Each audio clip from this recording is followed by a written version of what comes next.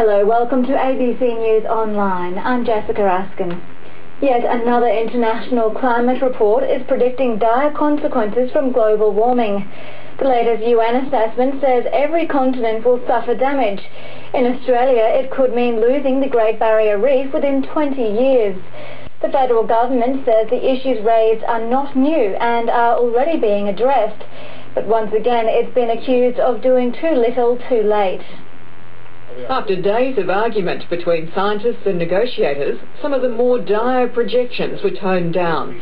But the impact report of the United Nations Intergovernmental Panel on Climate Change still makes gloomy reading. But the key issue for each region was water, and that was the first impact we looked at across the globe. The report predicts that unless human behaviour changes, rising temperatures over the next 20 to 50 years will lead to deepening drought in countries such as Australia, disrupting agricultural production and causing global food shortages. In terms of the impact on Australia, there is nothing in the report that is not well known to us. Mr Howard's Environment Minister is showing real signs of arrogance, being out of touch and being complacent.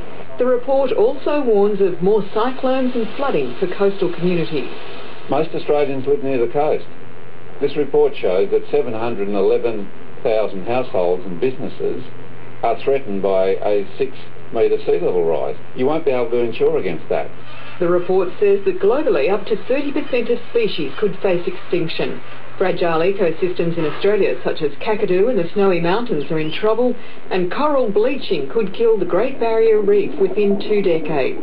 All of our policies over many years have been focused on ensuring that the reef is healthy and that it is resilient and that it is able to deal with and adapt to the consequences of climate change.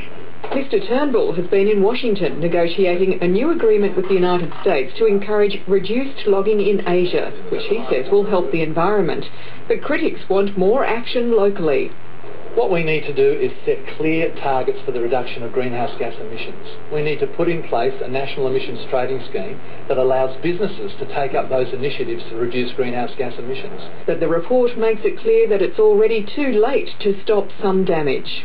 We know enough now that we've got to work on adaptive strategies as well as mitigation. World governments will meet again in December to negotiate global climate policies. Deborah Rice, ABC News. An international report into last month